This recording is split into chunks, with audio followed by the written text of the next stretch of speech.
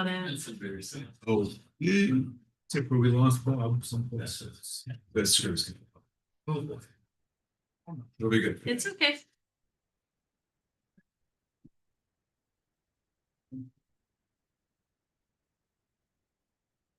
I was going to wait for Zoom to cooperate. Okay, call the regular city council meeting to order for September 16, 2025. Let's stand for the pledge of allegiance. Pledge allegiance to the flag of the United States of America, To the republic for which it stands, one nation under God, indivisible, with liberty and justice for all. Thank you.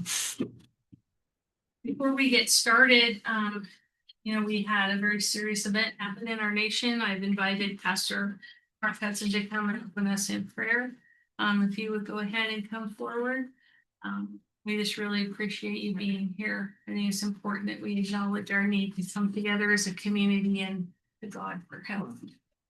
So when our nation was being founded, Benjamin Franklin reminded us when we were having a difficult time that we need to acknowledge God and come to it in prayer. So he suggested that they pray, which they still do when they open up sessions now, they pray. So having said that, we did go through a tough time. I'd like to offer up a prayer for our nation and for our city. So let's pray. Dear Heavenly Father, you are gracious and merciful, full of compassion. You're the creator God, and you love your creation.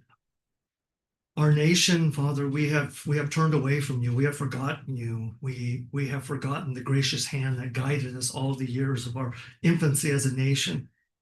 We have forgot to give you honor, and our thinking has been futile. And so I ask you forgive us as a nation, that you would be gracious to us and merciful to us.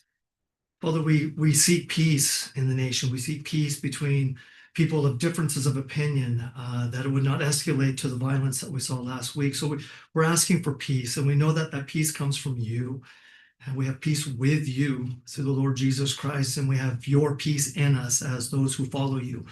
So may that peace be evident here in the city and in this nation. So Father, we also want to pray for the unity, and we all share differences of opinion, and that's fine, that's good. But I ask that it would not turn to violence, that we would hear each other, that we would communicate with each other, that we would listen to each other. We may still disagree, but we hear each other. We need to unify around truth, and your word is truth. So Father, I pray for our city, that there would not be any hostilities or bitterness or anger, but that as a city we can work together with finding this peace that you give us and the unity around the truth. So please work in our city. Please work in this body of people that have been elected to represent us. Use them to your glory. We pray in Jesus' name. Amen. Amen. Thank you very Pastor. much. Thank you for that prayer.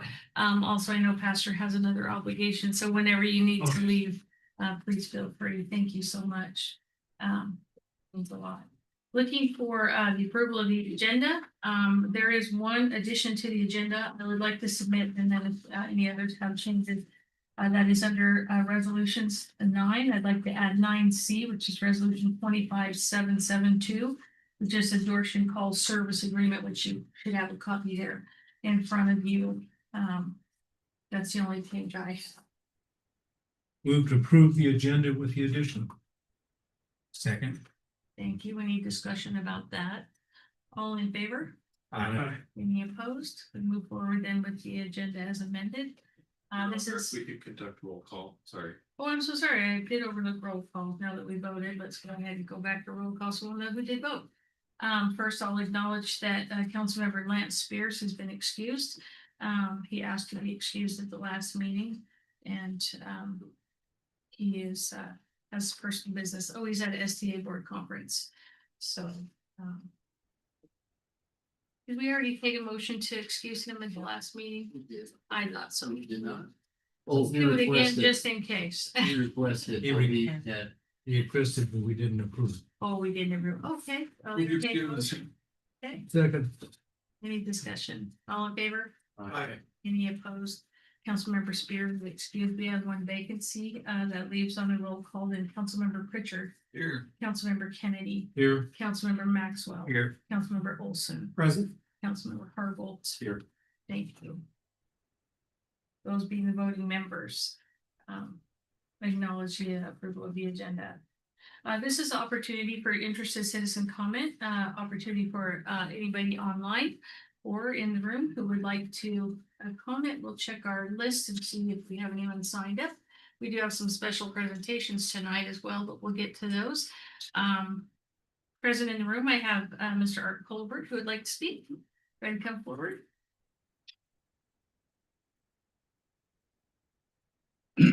Art Colbert, 405 Fellows, and two items I'd like to address. One is I was asked to point out that the hanging flower baskets are aesthetically too high, but I guess it's okay. They're all dead anyway, so.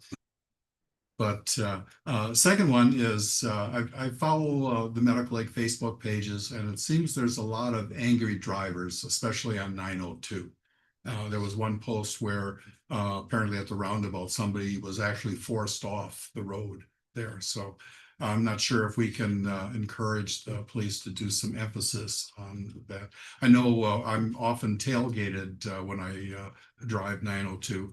And so when we reach the 30-mile-per-hour speed limit, I'm very precise on being exactly 30. Thank you for your comments. Appreciate it. Anybody else? Any comments?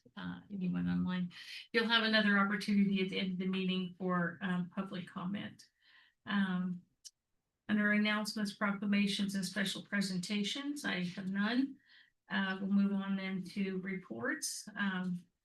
The public safety, I don't see the fire department here, so we will invite Deputy Lundgren to come forward and give us a report. We contract with the sheriff for police services under a community policing model, and we're quite pleased with the service. So thank you for being here tonight. That's great to hear, and I'll scratch down a note about the 902 issue. Thank you. It is, we were discussing in the public safety meeting preceding the meeting tonight. It's just a real busy time for the sheriff's office. We're getting ready to do we call it our markup, where everybody gets reassigned on patrol, which will be October 1st. And we're going to be staffing some additional lieutenant positions. So we're going to be moving to a model where we're going to have 24/7 shift commander coverage, which is just a really good move. But along with that, there are several promotions and transfers and just a lot of movement. One thing that I'm particularly excited about, we have as we're hiring and we're starting to exhaust the number of open vacancies, and we're starting to get full. Some of the positions that have been left vacant out of prioritization for patrol are starting to get filled. October 1st, we're gonna be promoting one additional detective. So we'll have 9 in our SCIU, which is our property crimes and drugs unit. That's when you go from 8 to 9, that's a considerable amount of cases additionally each month that we'll be able to look at that we didn't have the ability to do before. We've got CAD system training that's scheduled for Q1 of next year as we go to the Hexagon system. So we'll get everybody ready to do that transition at the end of the first quarter. We're working with the city of Airway Heights to facilitate the transition from Cheney to Airway Heights for municipal court services. And so I want to try and make that as seamless as possible. And then I know that you've got all of the crime statistics, but I wanted to touch on a couple that probably people had questions about. Simple assaults being at 21, which is much higher than the average of what we're usually seeing, as I suspected when I went and looked at the individual cases. 13 of those are incidents that were associated with some of the DSHS facilities, which is kind of what I expected. And then we had, for some reason, ended up having 6 domestic violence incidents during that month as well. So no rhyme or reason or any concerning trends there, other than we'll continue to watch the DV rates and see if we're going through a period of elevated DV. What's important to me on the domestic violence is that sometimes there's a family struggling, and so there might be 6 calls, but it could be all the same family or Mhm. same couple of families. So I think that's important to know. So maybe that's something we can find out too. I mean, if it's 6 separate instrument, They were, families, that's different in my mind. and it was 6 distinct different, Was, yeah. okay. And then I also noticed that the malicious mischief was 8. And so what can you tell us about that? Yeah, I was curious about that as well. One of those was from a facility. Okay, 3 of them, the way that these statistics are compiled, they conform with the IBR standards at the federal government. So you can have one incident that entails multiple different offenses. And so 3 of those malicious mischief incidents were also some of the DV incidents that involved the oh, sure, assault. that makes So, sense. Yeah. yeah, we had some crossover there. One was a damage from a vehicle prowl, some damage to the vehicle that was prowled. Another one was a non-domestic violence assault where somebody glasses were broken. Then we had damage to a door during a dispute between some friends on trying to get somebody to leave, and the door ended up getting broken. So pretty nothing really connected or trend worthy there. So, Okay. and I think that's the end of my report unless anyone has any questions. Keep an eye on for sure, just that it was an anomaly, and we'll see, hopefully that was just a one-off. I know. And All the other numbers look so good. yeah, well, we've been doing so great, and those things happen. I saw a report that there was a fight on Howard and Fourth just this afternoon. Oh. So I I don't came know. across the news break, and so anyway, sounded like a bit of a brouhaha. So I wondered what had happened there, but I'll find out. yeah, it sounded pretty violent, but the real story oftentimes is different, but I really appreciate you explaining those to us. Any questions? Go ahead. You'd mentioned during the safety meeting that you're gonna have more detailed charting, so we can separate out the state institutions from the city. Thank you for mentioning that. I spoke with our analyst that prepares these reports, and I asked if there was a way that we could segregate the reporting. And so there's going to be an additional sheet that will break out some of the DSHS incidents, so we can quickly kind of see where that sits if we have a spike in one area, if it's associated with that. So. And, Mr. Richard? Oh, go ahead. and also about maybe the motorcycles, and what's gonna happen there.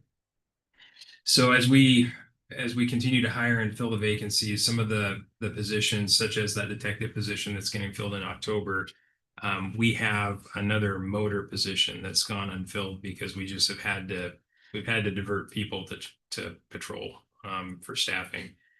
So that will be one of my highest priorities after this detective position for the downtown precinct, to restore that, have 2 motors that will be able to work as a team and go out together. It's safer, it's more effective. You can do more work in a shorter amount of time. And yeah, and we're getting a lot of speed complaints throughout the county, and they're legitimate speed complaints where we're going out and working for an hour. There was one that I heard about today, went out and worked for an hour.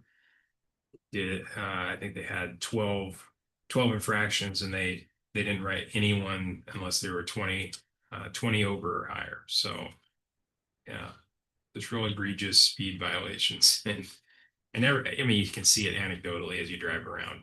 It's everywhere. So We can go 10 miles over the speed limit. So it said everyone that they wrote was 20, but as we have 2, then we'll cut that margin in half. So I didn't mean to say that. See over. So watch yourself. That's what I Yeah. was gonna say. you never know, it could be a trooper. I did have a question. Yeah, but that seems a little heartening that there's more domestic violence. Is there something that happens after that? Like, is there repeat visits, or I mean, I don't know how community can help out. I think that is.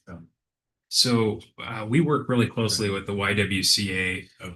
And so looking at domestic violence problems, there's a criminal component to it, and we have legal mandates of what we have to do as far as mandatory arrest for certain crimes. There is an opportunity to afford services, and we provide both a warm handoff and a connection to the YWCA that provides that more of that social service connection. You know, we find sometimes people will share things with a social worker or with an advocate that maybe they don't want to talk to the police about, and vice versa. So we're sure to do that. And we also, of course, have the process of applying for orders for protection to be able to keep them safe, especially between the time of the arrest and going to court and getting everything adjudicated. And then there's all sorts of levels of complexity after that. And there are other services that we make referrals on the basis of, you know, socioeconomics and other things that can get complicated when you have people in a domestic violence situation and one of them is suddenly gone from the equation. So I would say if you wanted to become involved, contacting the Y would be probably the primary way. I think it's important too that it's always the same thing. If you see something, say something, you know, we can keep, the more we know, the more we can understand what's happening in our community and take care of that. So I think that's really important too. So. Yeah, in addition, one thing I did forget, there's also a service that we do by referral that notifies the school counselors for any kids that might be in the house. And so they can go, it doesn't give them specific details as to what happened, but you know, that follow-up of a counselor maybe checking on them, seeing how they're doing, looking for any changes in behavior and that sort of thing to try and support the family in that way as well. Very good. Well, we appreciate the report and the work that you do. So. Well, thank you very much. Okay, have a good evening. Good evening. Committee reports. Councilmember Pritchard, any committee report from you, sir? We had the county housing development meeting last week and they started talking about point time counts. I don't think that happens so much in medical aid, but usually in January, there's a point of people in the area and no medical aid is part of it. And that was pretty much just some regular updates. It sounds like the discussion of the wildfire recovery funds is kind of taking a step back. It's more of a survey. Sounds like I'll try to meet with George Dahl about that. Thank you. And that is it. Okay, Mr. Kennedy. Finance committee met today, didn't find anything out of order, so that was good. I attended a regional transportation council meeting last week. And if Lance were here, he'd report that STA is the maiden voyage of the new double-decker buses is coming and it'll be starting in Cheney. Primarily for the football games that Right. happening. So that's a good thing. So I beat Lance to the punch on that one. The SRTC has also reported that their budget for this coming year, fiscal year 26, will be 28% less than it was last year, which is good. And that's primarily because a bunch of grant money went away. So they had to reduce expenses to match the money that went away. There are 954 million in projects currently in planning for transportation issues around Spokane. And then the other thing, the Washington State Traffic Safety Commission is proposing legislation this time to reduce the alcohol level from 0.08 to 0.05. So lowering the standard. Is that right, Sonny? Did you hear that one? Did not. They just reported that at 0.08, the risk of a crash is 4 times compared to a sober driver, and reducing it to 0.05, it's only twice as likely. So they say there's an average of 11% fewer deaths by lowering the alcohol standard. That's all I have. Thank you. Appreciate that. Councilman Bennett? Oh, recording on. Councilman Olson. The Safety Committee met tonight and the Department of Health is conducting the annual sanitary surveys for Medical Lake and Four Lake Water Systems. And that's a standard 3-year operation and compliance review. The lake aerators are being serviced for their annual service. Costs quite a little bit of money, but it's worth it. Keeps the aeration going through the winter Medical Lake. And so watch out for crews that are working on the lake. And the city crews are preparing the Fox Hollow neighborhoods for next year's scrub seal project. And the mastic, because of the strike that went on and so forth, they couldn't get to the small seals. So they're going to switch crews in the town and take care of the mastic, which is the big cracks, and get things ready for the roads to be better off. The sewer and storm lines will be cleaned over the next couple of weeks as a part of the usual fall maintenance. And the speed trailers are down for repair, and the parts have been, whatever was wrong was discovered, and the parts are on the way. So they should be back out soon.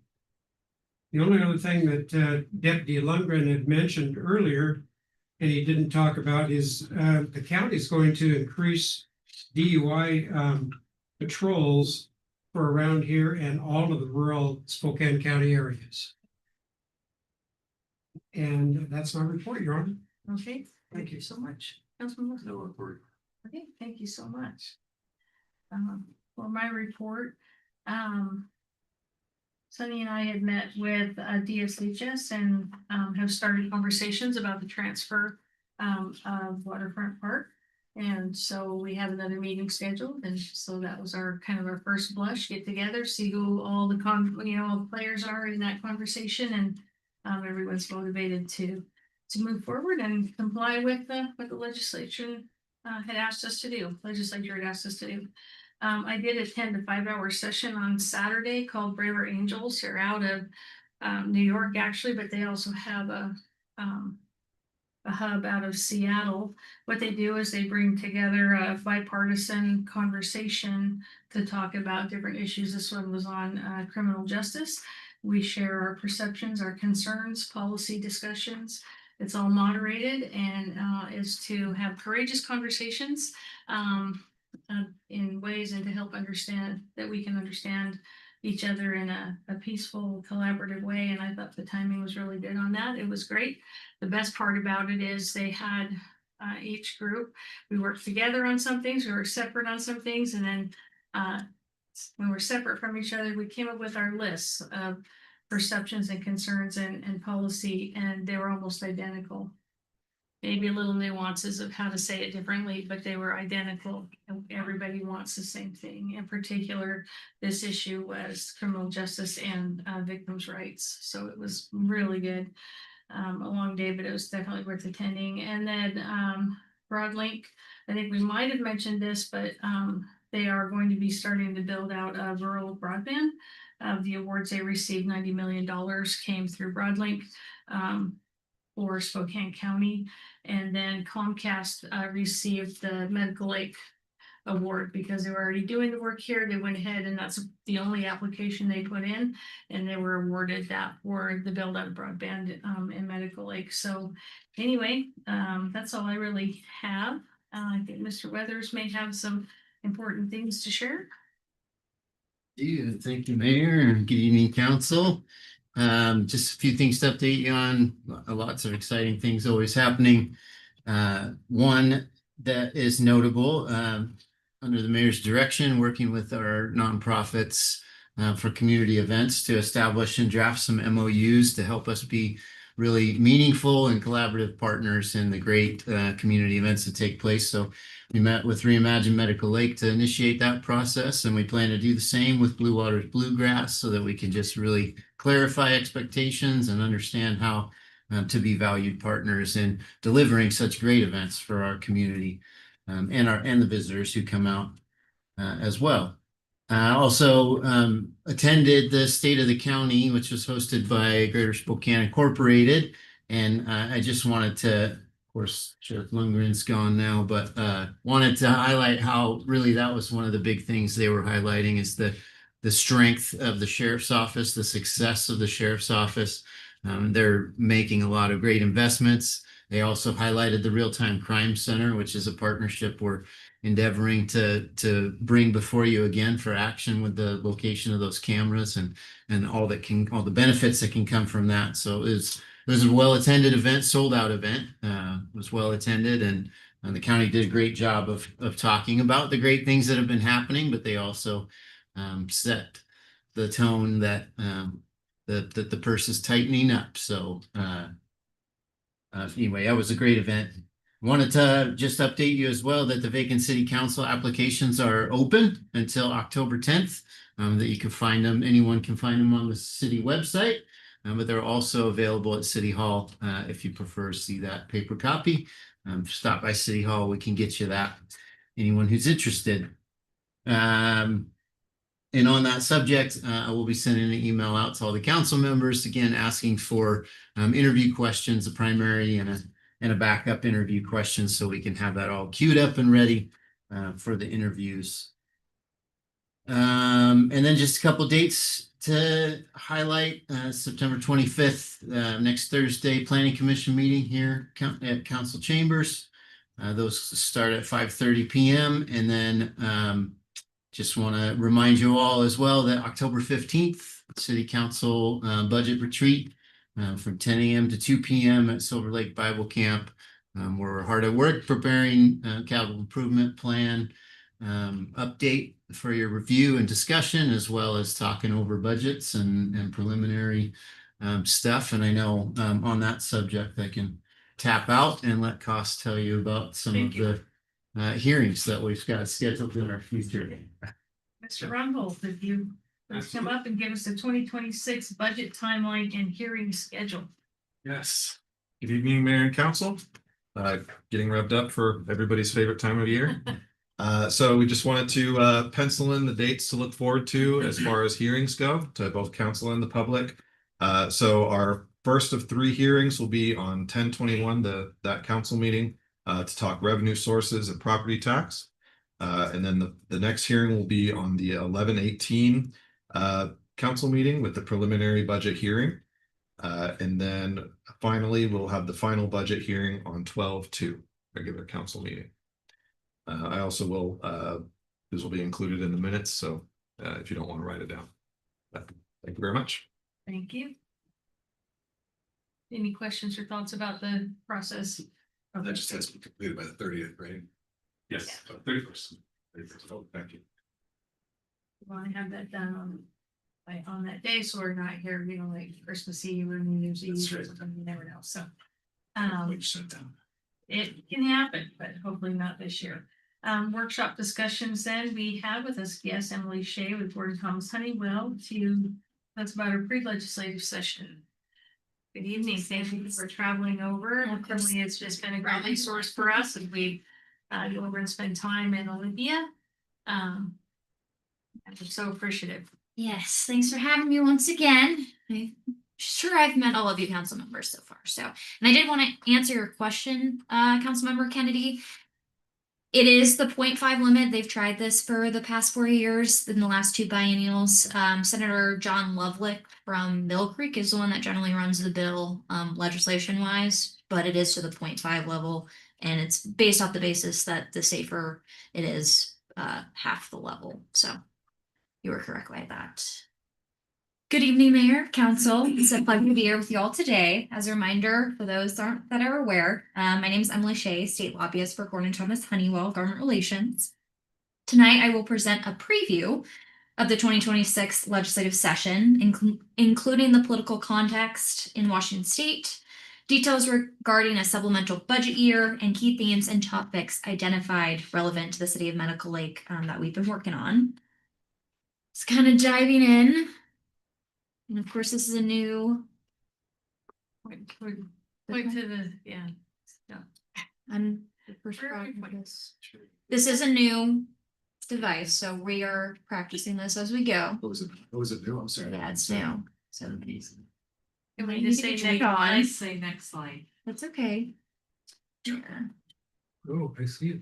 Oh, now it's a mouse. It's not communicating. Worth a shot.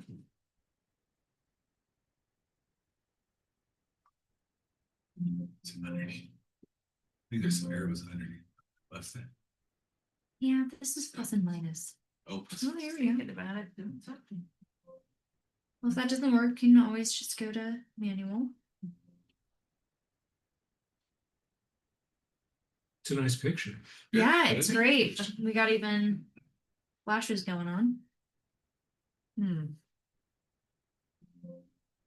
Yeah, it's not moving the page, Roxanne. We'll just Do it manually. do it manually. All right, sounds good. Obviously, I'm not in the technology company. There we go. Yeah, so back to what we're talking about. The preview will begin with a summary of the current political environment, followed by a budget update. The 2026 legislative session is scheduled for 60 days, and it's the second year of the biennium. This is a period that's designated for mid-biennial budget adjustments to address emerging needs and any current reflections of what economic conditions have applied in the last year. The composition of the legislature remains similar to that of 2025, and all the bills from the previous year will continue into this session. Upcoming elections are expected to influence legislative agendas and discussion, but as we've seen so far, nothing has really jumped out as a competitor coming in that's new.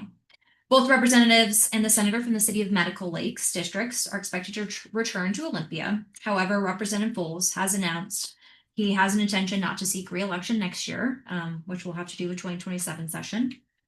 Legislators are set to convene during the week of December 9th for committee assembly days, which is where they will begin work sessions on issues planned for the upcoming session. You can go to the next slide. This page outlines what we kind of just went over. The governor has stated it may be difficult to offset all federal reductions while maintaining a balanced budget. Several Democratic legislators, and you can actually, one more slide, thank you. The governor has stated it may be difficult to offset all federal reductions while maintaining a balanced budget. Several Democratic legislators have indicated an interest in revisiting a wealth tax that was produced last year as a possible source of revenue moving forward to replace federal funding reductions. The governor has expressed ongoing concerns regarding this wealth tax and has proposed them to come up with new ideas. There have also been reports that a special session of the legislature could be held before January to address possible changes in federal funding for Medicaid, food assistance, and other programs, but we haven't heard anything yet. Tax policy is expected to be in another important area of discussion during the session. As of July 22nd, over 330 new statutes took effect in Washington state. Many will direct implications for employers, developers, and businesses. A key focus this year will be considering revisions to those enacted tax bills. This process will involve multiple trailer bills, which are supplementary measures that follow the main budget bill to address particular issues or necessary adjustments. The Department of Revenue has indicated plans to propose several such bills in relation to those current tax bills. Next slide. And as a reminder, this is the 60-day session. So during the 2026 session, the legislature will amend the 25-27 operating, capital, and transportation budgets, initially that were adopted in the 2025 session. The September state revenue forecast indicates the revenues are expected to remain stable with only slight modifications compared to the June projections. So nothing has changed in the last year. Lawmakers were also deliberate and pass policy bills, with all legislators from 2025 remaining eligible for budget amendments depending on prior outcomes. Projections suggest that the operating budget will see shortfalls in the coming 4 years, continuing trends from last year's budget and tax increases. The transportation budget still faces persistent revenue deficiencies, with a multi-billion-dollar gap anticipated over the next decade for meeting transportation needs. In contrast, the capital budget remains the most stable among the 3 remaining budgets, although significant growth is not expected as in the previous years that we've seen. The capital budget, for reference, is infrastructure that funds such as parks, community buildings, investments that we've seen in Medical Lake, and as Mayor talked about with the acquisition of Waterfront Park, and have shown consistent returns, even as the operating budget and transportation budget encounters various challenges moving forward. You can go to the next slide. And just one final note on that, Bob Ferguson is expected to present his own supplemental budget. So in each budget cycle, both in the 25-26 budget, he will produce his own suggestions for what he would like to see come out of the 2026 legislative session, but it is taken as a guideline for legislators moving forward during session. Understanding the process, political and budget realities is essential for success navigating the legislative landscape. So these are kind of the three areas we focused on in developing our legislative agenda that should be in your pamphlet this evening. So I kind of wanted to just go over with you those three elements. Focus, lawmakers juggle numerous priorities, over 2,000 bills introduced annually, which we'll include in this short session. The city's agenda gains greater traction when it's concise and centered on 2 to 3 key items, which allows them to lean in and focus on getting items across the finish line. The next element, city-centric. The city's most significant influence comes in areas where it has specialized knowledge or direct responsibility. For example, it is not practical for a school district to dictate city road construction, just as a city would not advise on school operations. Finally, considering the political context, as we kind of just went over, the upcoming 2026 session is prioritizing these adjustments and focusing rather on previous policies than initiating new initiatives. As a result, new focus areas will be limited, making it wise to pursue modest requests now and save more for supplemental or substantial proposals for 2027 once biennial improvements are realized. As your lobbyists, it's important to recognize the decisions regarding these policy and budget requests that rest on legislators and extend beyond the influence of any individual or community. However, we have been working on advocacy efforts with existing revenue streams, ensuring your agenda reflects appropriate funding levels and strategic planning. Over the past several months, as mentioned, I've collaborated with Mayor Cooper and Sunny to prepare priorities and draft proposals for your approval. With that, we'll get to that fun stuff. With that in mind, here are the items here to discuss in front of you tonight. The city is seeking in that first category right there, going off the success we had in 2025, an additional $230,000 in funding and approval within the capital budget. A bid was recently awarded to install 5 backup power generators as part of the FEMA hazard mitigation grant. It was determined that the city would need an extra $120,000 beyond the city's match of $100K.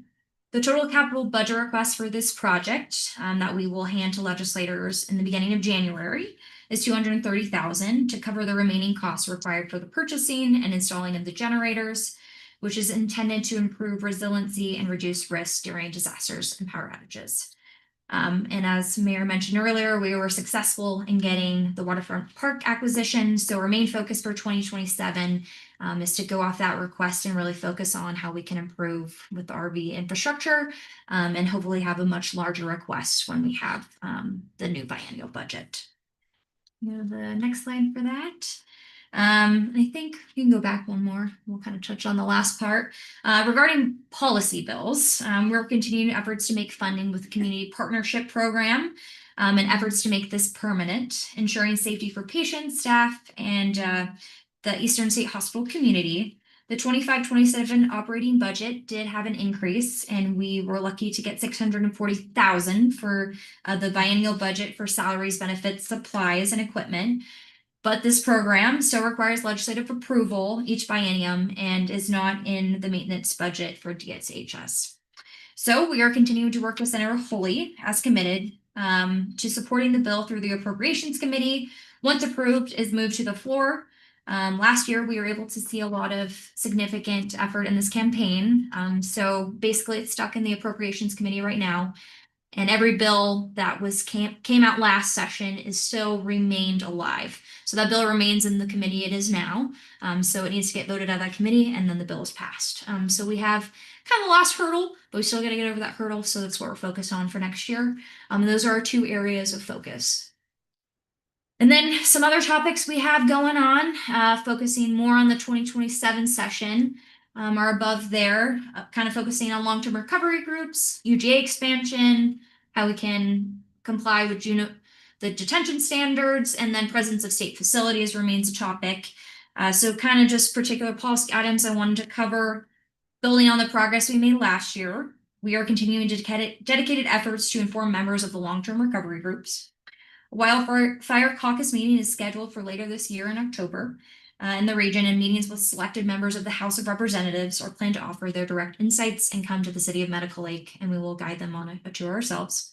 In the pursuit of these goals, the city is collaborating closely with AWB, or the Association of Washington Cities, the Military Response Emergency Response Department, and the district legislators to identify effective community-driven initiatives. So as we continue to move forward with those, we'll keep you guys up to date. With that, next slide.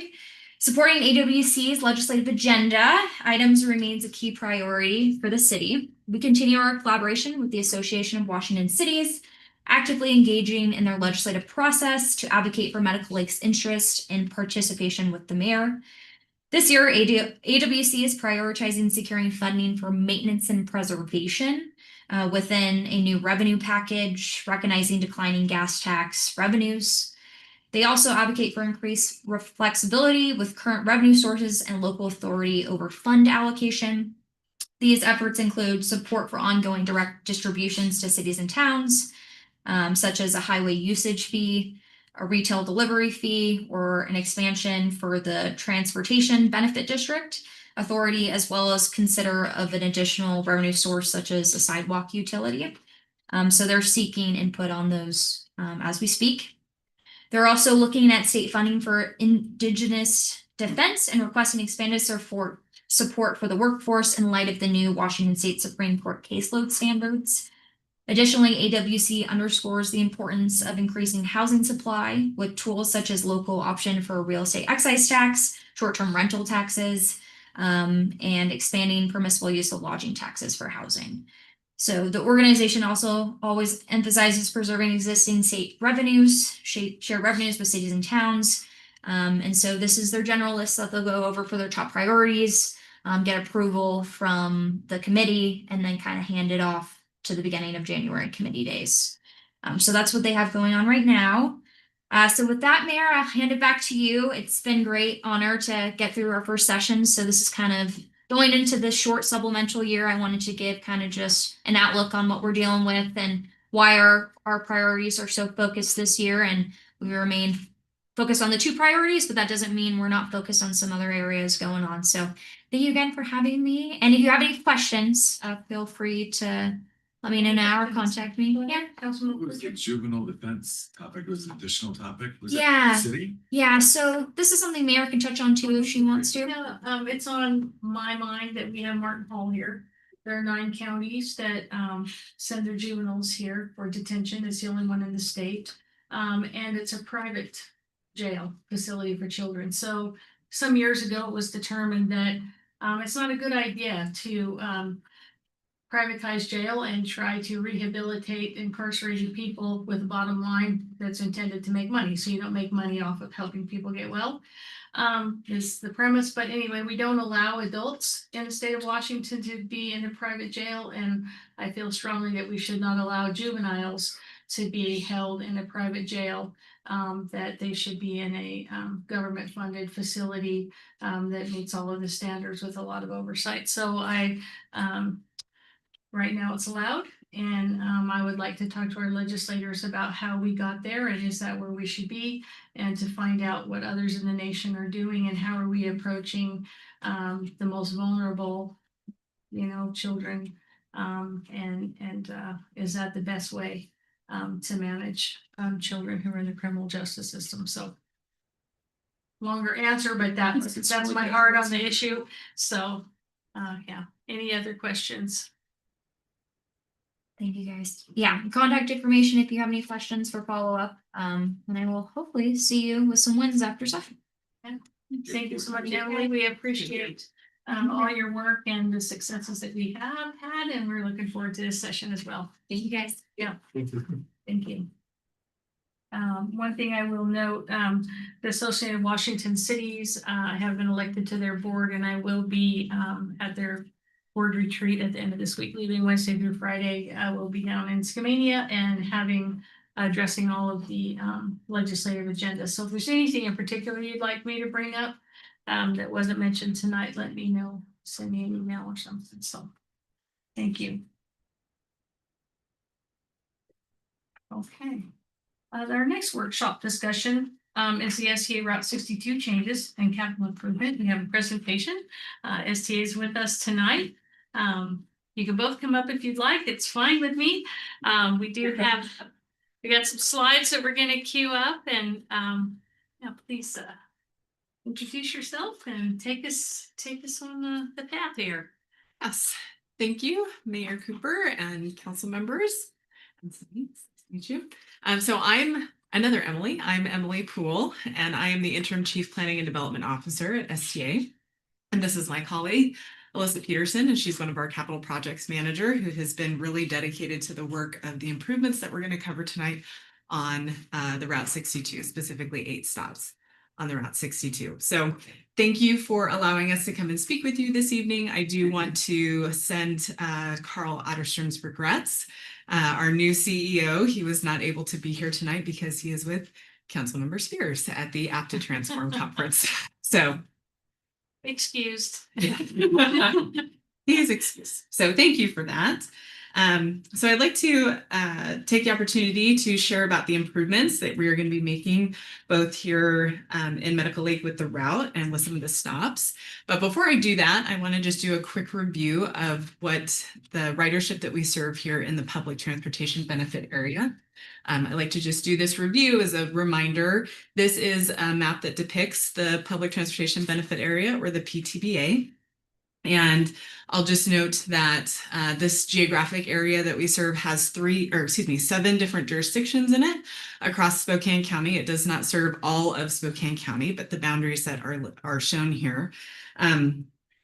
Within the boundaries here, we have approximately 475,000 citizens that have access to public transit within this area, and in its kind of configuration here to the very far east, we serve as far out as the jurisdiction of Liberty Lake. Medical Lake is on our most western boundary. And then in the north, we actually serve just kind of beyond the Wandamere area, not quite as far as Colbert. And then Cheney is actually our most southern jurisdiction. So quite a large area. Time distance wise, it's about an hour drive in either direction if you're driving average, not speeding. And so quite a large area that we serve, and we're very proud of the ridership and the citizens that we serve here. Next slide, please. The other thing I'd like to highlight is we have a lot of comparison in the transit industry right now to our 2019 ridership levels. And Spokane Transit Authority is unique in that we are one of just 7 transit agencies nationally above 5 million riders that has surpassed our 2019 ridership levels. So that's a small group to be in right now. And so we'd like to show here not just that the Route 62, which services Medical Lake, has also held true to that ridership surpassment, but also how the agency's network has surpassed that. So last year in 2024, we actually surpassed 10 million rides. And that is beyond our 2019 ridership levels. So not just that we met it, but we've surpassed it, and we are on track this year to exceed even last year's ridership. So we're very pleased to report that across our network. And again, that's something that nationally is very unique. So we're pleased to be able to come back and share that with you. But we want to talk about the investments that we are putting in here in Medical Lake. So we'll narrow that in a little bit. So in just a few days, I want to talk about the route adjustments that we'll be making to Route 62. I'm fairly new to STA. I joined the STA team in 2024 after serving with the U.S. Army for 20 years. And it's my understanding that there has not been significant changes to the routing in Route 62 out here in Medical Lake since about the 1980s. And so I think we're due. Yes. Okay, thank you for Mayor. And so I also will say, studying the route and talking to drivers and talking to operators and speaking with some of the passengers, it's not where it stands right now, and this will change on Sunday, it's not the clearest routing pattern. And what we plan to do here is provide some simplification to the routing pattern. So we're going to simplify the route. What that allows us to do is also simplify the schedule. If you look at the schedule right now, you'll see large blocks where there's a scheduled pickup, and then there's like a large blank space, and then there's some scheduled pickup. When we go to the simplified pattern starting on Sunday, the 21st, with our service change, all of those intermittent blank spots will go away, and there'll be Nice. a clear pattern and schedule for all of the routing here in Medical Lake. And when we were doing our jurisdictional outreach and also working with larger agencies that we know are high ridership drivers or users of routes across the network, specifically for Route 62, we had some unique conversations with Eastern State Hospital, their transportation coordinator, and said, hey, this is what we plan to do. How can we best orchestrate this so it can serve your employee population? And they asked us to really focus on the schedule for all of their shifts, but with special emphasis to the third shift. And we were able to accommodate that with our schedule as well. So all of the shifts will be able to utilize the service with this new pattern and with this new schedule, but with specific emphasis on the timing for the third shift employees if they would like to use the route. So we're excited for that. Like I said, the new changes will take effect this Sunday with our September service change on September 21st. The website that is listed there is where all of our service change information is available, including all of the new routes and schedules are already up and they're available online. And we will have street teams out for outreach starting Wednesday through the service change and into next week, available at certain spots around the network to be able to help riders through the transition. Very good. Next slide. So that takes us to, that's what we can do with capital improvements to the Route 62 along the stops. The background for these particular grouping of stops stems from a particular capital improvement project that we have related to STA moving forward, which is our current 10-year strategic plan. It has ties to our rural highway stop improvements capital project. And that project is really intended to make sure that we are investing in more rural communities where we have best service. And so you will also probably attest that this particular grouping of stops does not meet both STA or WSDOT standards for safety and accessibility. And so the grouping of stops that we're going to go over tonight, we're planning to spend just a hair under about $200,000 to be able to invest in correcting that and bringing these stops up to a higher level of safety and accessibility. So the general scope of work that we'll go over, we have, like I said, 8 stops that we're going to put in ADA accessibility. We're going to replace the shelter at the Medical Lake High School. So we'll take out the old shelter, put in a larger pad, replace it with a brand new Tolar shelter. And then throughout all these stops, you'll see where we're going to place new ADA accessible pads, connect them to crosswalks, or potentially put in sidewalk improvements. Next slide. So we'll go through these. Alyssa is here as the very knowledgeable capital projects manager. So if you have more technical questions than what I'm going to describe, she can absolutely answer those. But we'll start as we come into Medical Lake 902 and Graham headed westbound. So, and I do want to highlight that we're showing pictures of existing conditions, and then the pictures that you see generally on the right, but they're all labeled, is not necessarily what the final design is intended to look like, but it's an illustration to give you more of a visual of what the stop could look like when it's done. We have all of the designs that we're working with the city administration on in the submission, but this just helps you visualize what we're describing here of what it could look like when it's finished. And these are real stops in our system that gives you a better idea of generally what we're going for when the stop is done.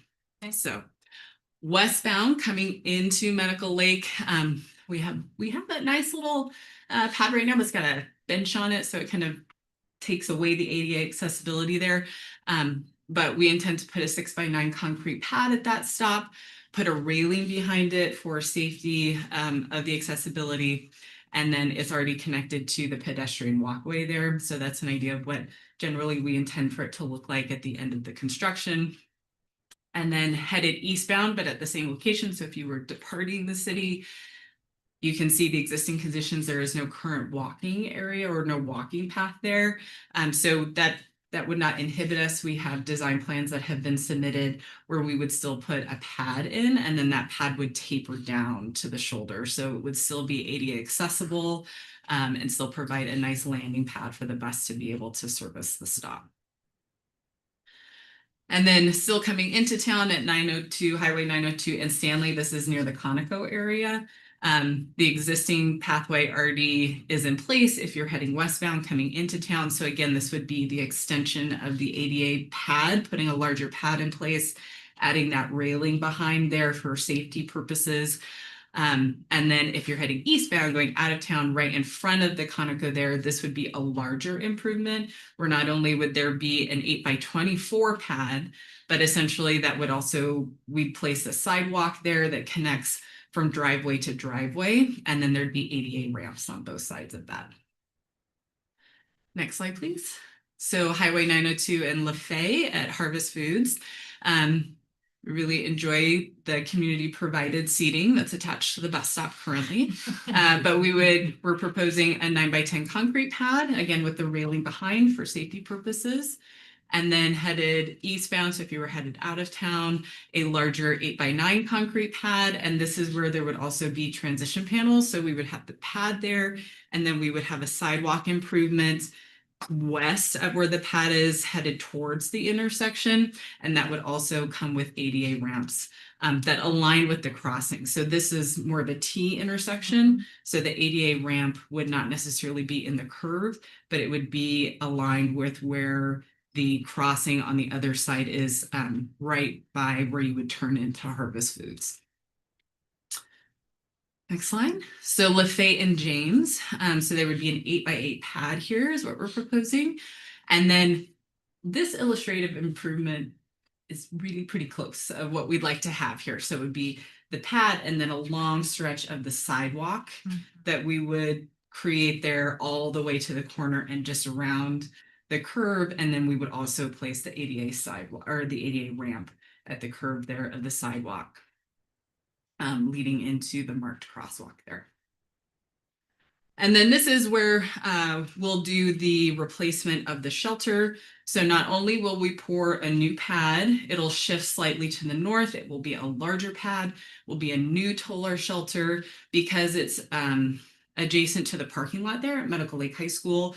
The bollards will be new and replaced around. So there's some protection for the shelter as well as protection for drivers, just in case we never want the two to meet. And then you can see the illustration there. It's a much nicer, newer upgrade of what the shelter will look like.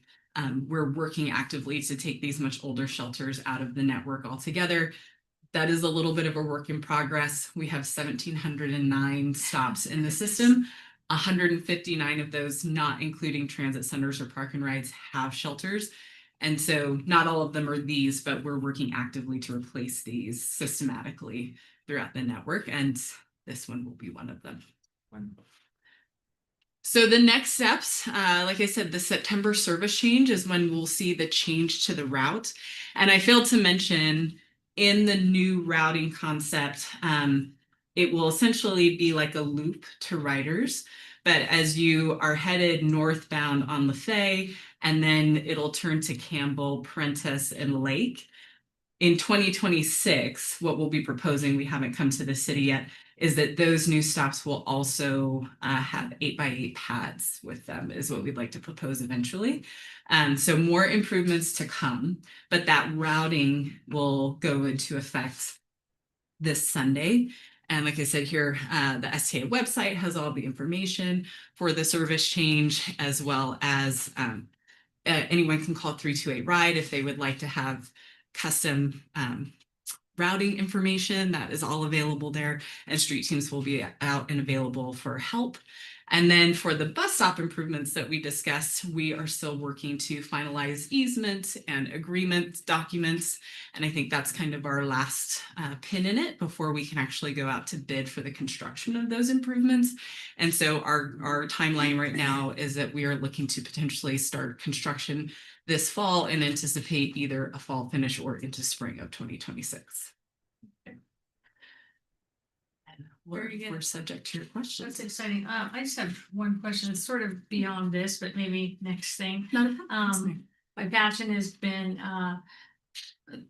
the work that's being done to connect the West Plains cities to each other. Mhm. You know, so oftentimes you'll find that we like the West Plains. We may live in one city and work in the other, you know, and between our state institutions being, you know, Eastern State Hospital, you know, Eastern Washington University, we have DOC in Airway Heights.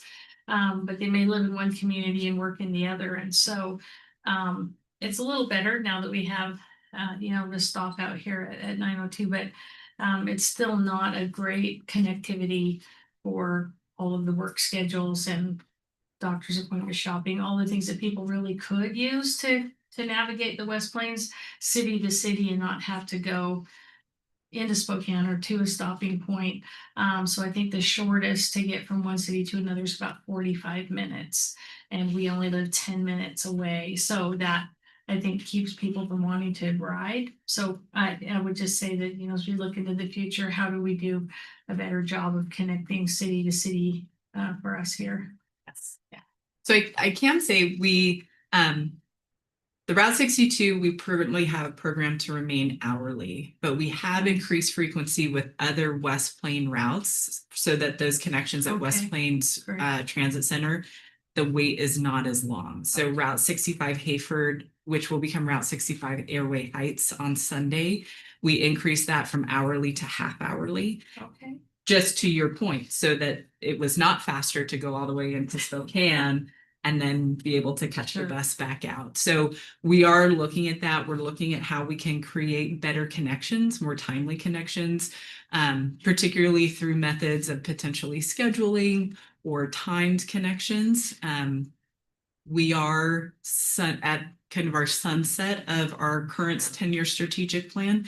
And so as we adopted Connect 2035, we did not have a large service improvement or service addition component of that plan, but we know and we hear it often that more is what people want, more frequency, more connections. So we hear that, we hear that from you, and we will go back and look at how we can work to fulfill that. I appreciate that. I think sometimes we hear, well, you don't have the ridership, and so it doesn't justify the, you know, adding the service. And it's like, well, if you add the service, you might increase the ridership. So anyway, I think that's exactly where you're going, and we just appreciate it. We, you know, you've listened, took us on tours, you know, and had conversations, and now you're here, and there's been a change, and like you said, since 1980 to now, you know, better late than never, but I appreciate the improvements. Any questions from council or thoughts? Mr. Herbold? I do. I appreciate the changes that are gonna go into place, but I just have, I guess it sparked a couple of questions about the criteria for shelter placement and the outdated structures, and whether or not those are still, they still maintain structural integrity that they could be used elsewhere. Like, could we take the one at the high school, place it at one of our other locations on one of the new pads so that folks at one of the other stops can have shelter? What's the criteria for shelter placement? I'm sure there's a, can't just pop those up. They're expensive. I'm sure it's a, should be a process. So. Yes.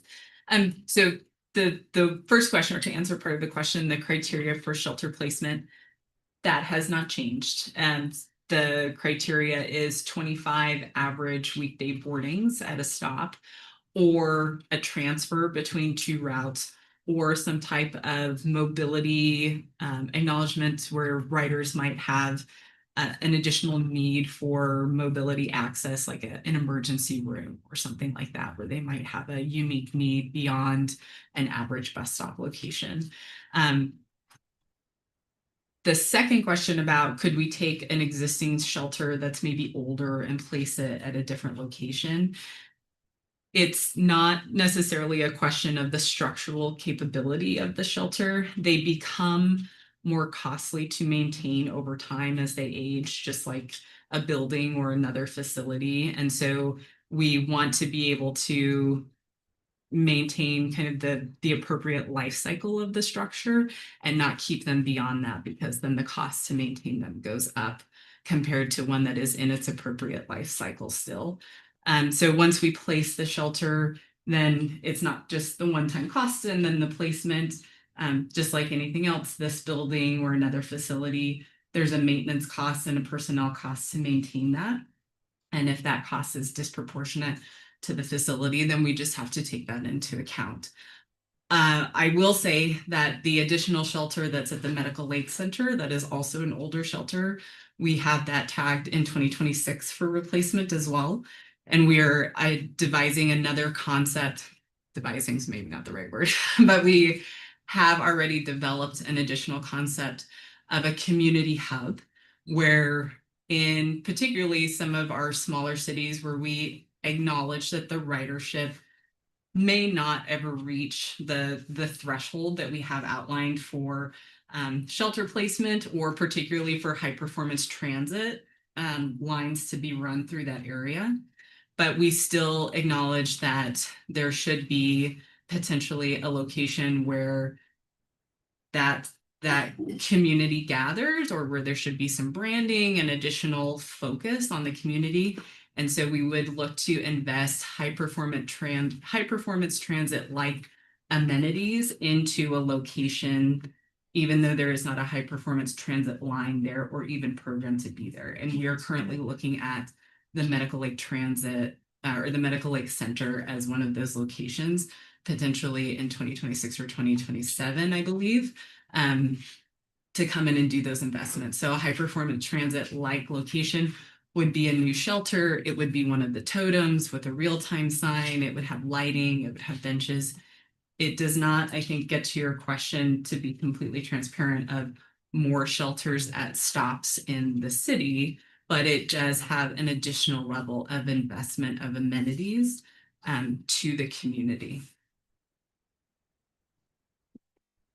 I think that's great. It's all the easements are city property though, right? For all those, or they're not? They're not. Oh my gosh, okay. One of them is the school district. Oh, okay. So that's who we're working that one out. Okay, are they causing trouble? No, everything's going great. That's great, yeah. Yeah, the improvements, yeah, they're welcome. Thank you so much. Any other questions? You mentioned the 200,000 and I wanted, it was for the stop at the DOT stop. How much are you spending for the whole city? Do you know?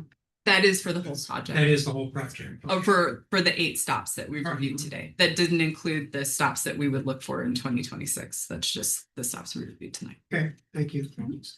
Great. Well, thank you, ladies. Thanks for coming. Thanks for the good news. I appreciate it. Thank you. We do have Glenn Burton, our Park and Rec Director, is going to give us his self-assessment. Glenn wants to go ahead and come forward. Thank you so much.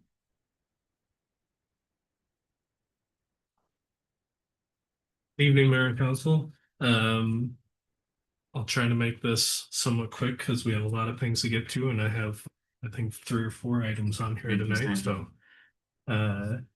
Roxanne, I'll just have you click since it hasn't worked yet so far, so we won't even go with it. So I kept our assessment very similar to last year's and just changed the information on it.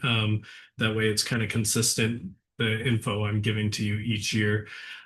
So objectives and priorities for the Parks and Recreation Department. Obviously, recreation programming is one of our top priorities.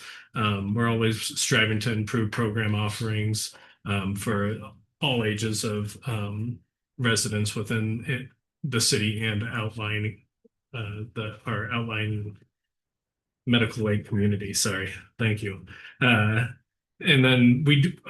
One way we are able to do this after each program, the last year we've been sending out surveys for parents to complete, and very simple. We don't want it to take too much time, but it's letting them. It helps us to know where we need to improve and what we're doing well and things like that. So that's been a big help with helping improve our program quality. Community events. Most of our community events, we're partnering with local nonprofits, Reimagine, Lions Club, Kiwanis Club, things like that to offer our community events. Even now, Linger at the Lake, Reimagine's helping us with they're running the farmers market and getting food vendors to the event. Yeah. And Blue Waters, yes. Sorry, Blue Waters as well. So that's great that, it takes a weight off of our shoulders, not running every community event, which is different from what I was doing in Airway Heights. We ran basically everything, and it was all on the Parks and Rec Department's shoulders. But now, you know, we're kind of the reinforcement for all the community events, and it's not just purely us running them. We're more complimentary to the nonprofits and helping them out. And Scott and his crew are a big help with that as well, just doing barricades and helping traffic control during events. So it all comes together in the end. Parks and trails, so maintaining the natural beauty we have here. Obviously, one of our biggest attractions in Medical Lake is the trail around Medical Lake, and that brings in most of our outlining community into Medical Lake. And so maintaining and making sure, you know, it's clear of all the pine needles and leaves is a big task for our parks crew each and every day, and rocks and pebbles that come up from some of the, especially in the cliffs area. That's a big complaint that we get a lot, is the rocks coming off from, it's all gravel parking up there. So when people decide to burn out in there, they kick it all over the trail. So, and then we also want to improve. So I put this picture on this year. This is our new picnic tables and benches under the shelters. Brandon is also adding in, I want to say 9 tables and benches Thursday. He's pouring concrete, so we'll get a bunch more and it'll look a lot nicer up at Waterfront. Improve the aesthetics from those 25-year-old red tables that have been down there forever and are a constant pain and end up at people's docks. So next slide. Yeah. Focuses of the department. Capital improvements are always a big focus for us. Obviously, upgrading our park system and just equipment that we need to maintain it is a huge part of what I'm working on each and every year. Expanding programs. Without programs, obviously, the Parks and Rec Department will die. So we need to continue to expand and improve on our programs. Our big focus for 2026, we've started this year somewhat, and you'll see in a future slide, our adult and active aging adult programs is our big focus for, you know, part of this year and next year especially. So we'll look to expand those exponentially. And then the biggest one for me in 2026 is promoting programs. It's just hard, you know, you think people read everything you put out or read Facebook posts and things like that, and that's not the case. So we get it all the time. I didn't even know this was happening. Well, did you open your water bill or look on Facebook? So we're constantly, you know, getting the word out there that we have a lot of programs we're offering and can still add more, but we just need participation to do so. And then safety in the parks. We had a nice little break of no graffiti in our bathrooms for a while, and then now it's started back up. So we're excited for the cameras coming up here soon. But Phoenix Security was, I feel, a pretty substantial addition to Waterfront this year. It was nice having them. There were definitely a couple incidents that they stopped before they got too crazy. So, and they report to us those incidents as well. So it's nice to hear, you know, that they're down there and able to stop those before they become more violent acts. So programs by the numbers. I don't know, I can't remember why. There's obviously some reason, but 2023 was not on the sheet when I opened my file from last year. So I don't know if I was unable to get the data. I cannot quite remember what it was. So nothing from 2023 is in there. It was a different system that we were using. So I tried to go back when I was creating this and updating it to see if I could pull the data off our old recreation software, and it wouldn't let me log in. So we're going to skip 2023 because I don't have any info on it, but you can see year to year we've substantially increased our numbers and revenues that we've brought in. So this year I had to update this morning our 2025 fall youth sports because just in the last week we had 10 late registrations. So we were at 171 and we've brought it up to 181, which is as you can see, about almost 40 kids more than we had last year. So our numbers just continue growing, which obviously makes it so our revenues that we bring in grow as well. And so we've already, I think we've surpassed what we were supposed to bring in for the year already this year. So that's a good one. Hopefully we'll blow it out of the water and be able to do it again next year.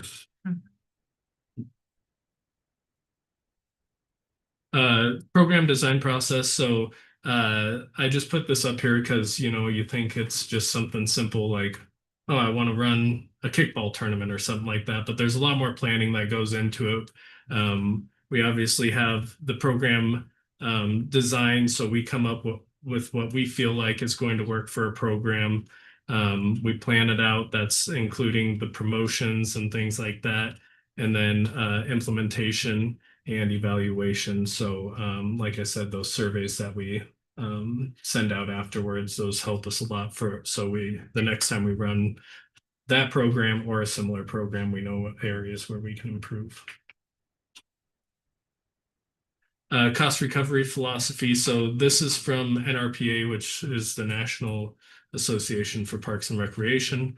So this just is their philosophy on what on programs you should be subsidizing and ones that you should be making money off of. So you can see community events, obviously parks, and then maintenance are the ones that you're not recovering hardly any, if any, funds for. And then as you go into more like specific programs like adult sports and things like that, that's where you start making your money. But it's just a good little pyramid that shows you kind of what you should be subsidizing and what you should be making money off of. And then this is a similar graph as to last year. They kind of change a few components of it each year. So on the left, you can see what the national average is for that NRPA does on their research for the various things. So residents per park, obviously we're a little smaller community than the average city in the country. So 833 residents per park. Acres were a little short on that one with 4.5 acres of parkland per thousand. Percentage of fee-based programs. This kind of comes into our not running the community events. So if we were the ones running most of the community events, that number would drop down a little bit. But since it's other agencies and we just kind of partner with them, that's why we're so high on that one. Full-time equivalents per 10,000 residents, we're at 3.5. So you can see we're working pretty thin for the national average on what we're able to do, but we make do with what we have. So especially park maintenance, I think is where we kind of drop that number down as well. And then full-time staff dedicated to operation and maintenance. So we have 4 part-time seasonal employees. So altogether, they essentially make 1 full-time person. So that's why we're only at 20% for the dedicated staff. Operating expenditures. So I don't know if NRPA includes parks on their expenditures per capita on this. So I did both of ours. So we're at $115 per capita an expenditure with parks included. And then we're at the $70 if you just do the recreation side of it. Revenues to operating expenditure or cost recovery. So you can see on that one, and that one I went up a little bit. I think it was 25% last year was the national average, and then but we're still ahead of it at 32%. So hopefully we'll, with our revenues we've been bringing in this year, we brought in quite a bit more since I last updated this, but hopefully we'll even continue to grow that as well. And then our number of programs offered annually, you'll see obviously places like Seattle and things like that have hundreds and hundreds of programs they run a year. So it's hard for us to compete with that. But right now we're at 73 programs that we're running this year. And in 2022, we had 5 programs, I think is what it was. So we're growing exponentially. We are. Thank you. And then plans and controls. So these are just things that are focuses for the Parks and Rec Department right now. Parks Master Plan, obviously that coincides with our comp plan that we're working to get done this year. So I'm hoping I can complete that in a timely manner to help Elisa out. I've been working on that essentially since I started. So it's been a long process to get that done, but hopefully we'll get that completed beforehand. The school district facilities agreement, we're one step closer. We turned it into them last week, I think. So they're reviewing that right now and will get back to us. We're really hopeful that we can work with them. We know their staff, we have met with them a couple weeks ago down at testing out a machine, and their staff was nonstop talking about us taking it over. So hopefully they're all for it. Waterfront park acquisition, we talked about that earlier. Obviously that's happening in 2026, and the mayor and Sunny have been working diligently to make sure that goes through and goes smoothly for us. So DOC work crew, that's a big one that I've been trying to get for the last 2 years, but last year they stopped taking on new contracts with new city or government entities because they didn't know what was coming with the federal cuts. So hopefully here either this year or next year we're able to get a work crew in there, because that'll help our park maintenance staff, especially with if we get the school district contract dialed in. It'll help us out completing all that landscaping. Parks and Recreation Advisory Board met with, well, we were supposed to meet earlier today. I didn't have a quorum, so we ended up having to cancel. So, but we do meet once a month and are constantly coming up with new ideas, plans, and capital improvement projects that we want to ask for in the future. Annual budget, so that's obviously a big one that's coming up. I work a lot with costs.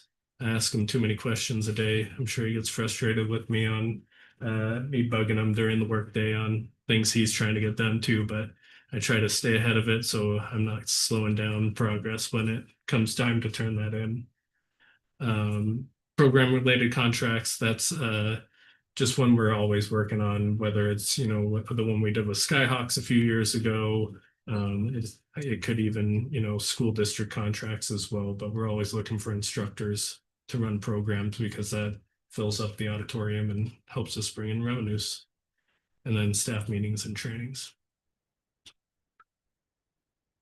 This is a snapshot of what our staff meeting reports are.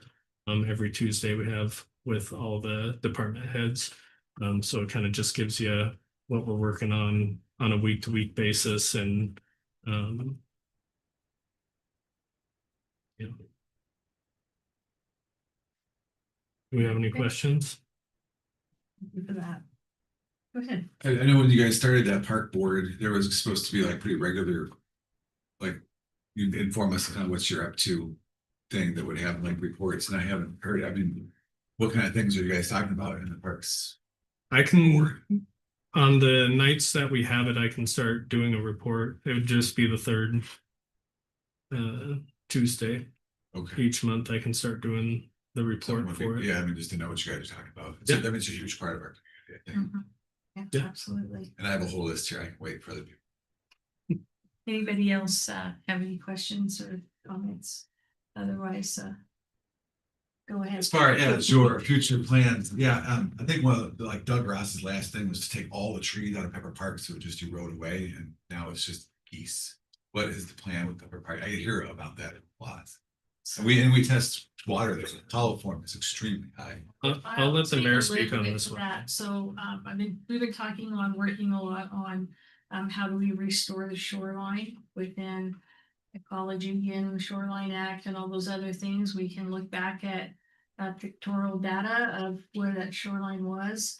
Now that once we have acquisition of the park and the north end of the trail, 26 will be trying to gather the rest of that information on what can we do, that north end trailhead, and then that whole shoreline, it's eroding away. It's even completely underneath, or some of the sidewalk is not even supported.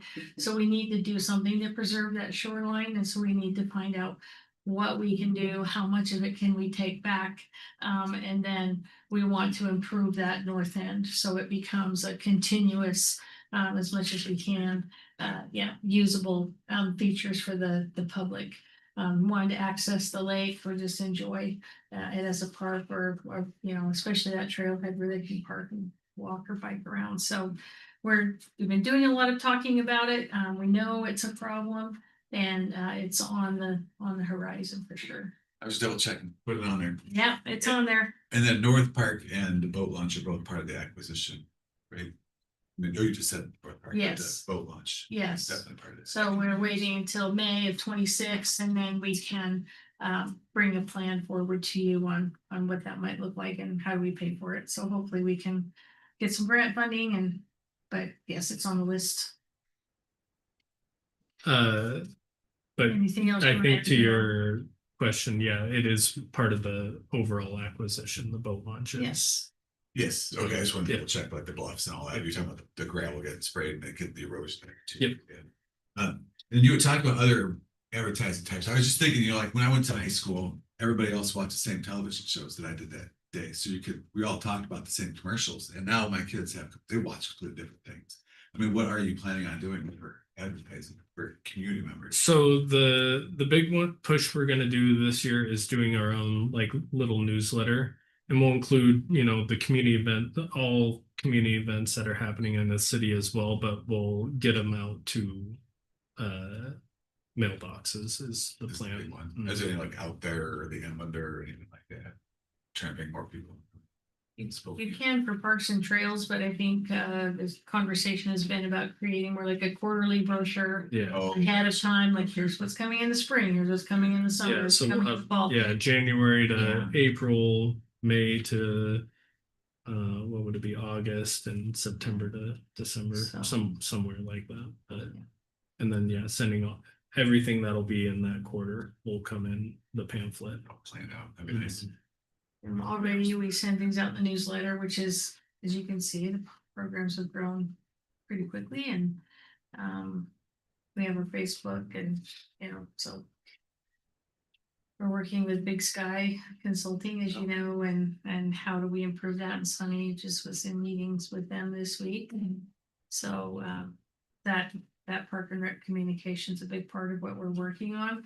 It's frustrating when people go, nobody told me, and it's like, but so how we're doing new things all the time. How do we get people to come and look, and ask and engage? And so, we have more work to do, but we're working on it.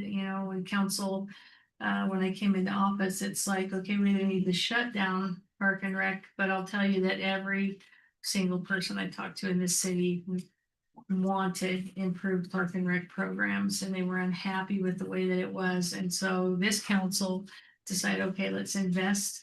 And if we can show proof of growth and proof of concept over 3 years, hopefully in 5 years, we'll get to self-sustaining, where they're more like an enterprise, sustaining themselves through revenue. So all of the effort, every budget season is what do we focus on next year to continue to grow. And Glenn and his staff have worked really hard, and I think we can see that the growth is there. So looking forward to more.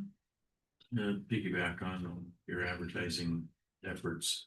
Have you talked about joining whatever the school district sends out, or the school are sending home? So they and they Districts do to send decide out our or- stuff pretty frequently to their students. So Are you posting stuff on the bulletin board at Lakes? That's the place where people really. We do post stuff on Lakes and Rome. Used to be the bakery, the library posts a lot of our That's stuff. joking about STCU. Lakes, obviously. You can't really see their board. People used to It's complain about covered. that. If it wasn't on the bulletin board at Lakes. They didn't see it. It didn't happen. It was Denny's at the time, but. I just, Yeah. well, they, with that, I mean, we do put a pretty good investment into that Linger at the Lake, and so just some sort of advertising, it has to be bigger, because that needs to be. Yeah, we do radio advertising for Linger at the Lake.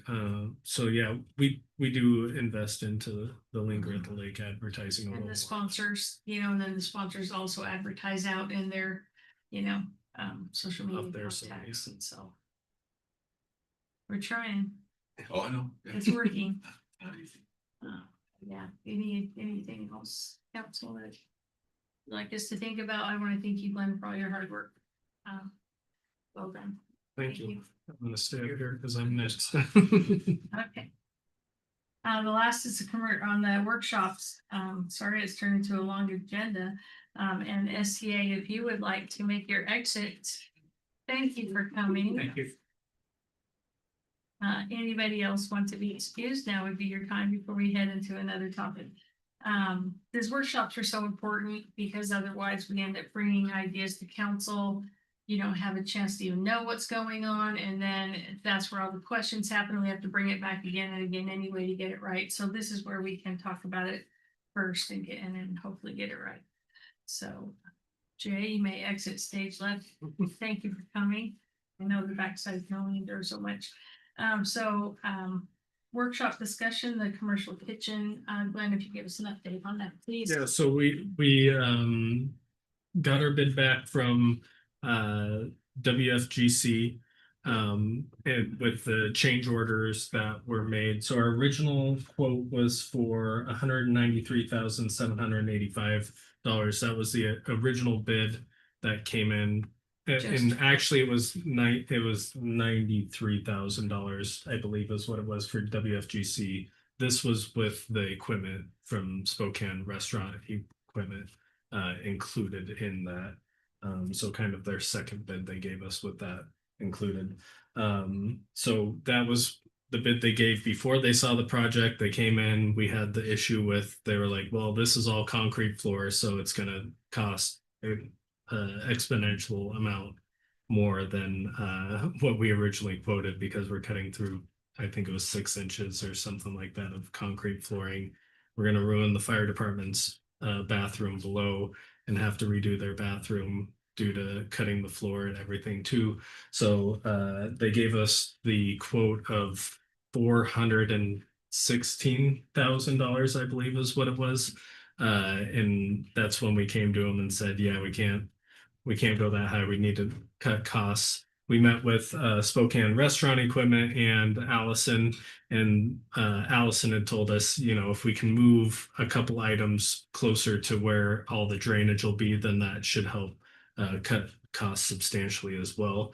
So we got Spokane Restaurant Equipment out here, and they did move the items on their drawings, and the change order that came back for it was $167,592.55, which brought our total to $361,377.55.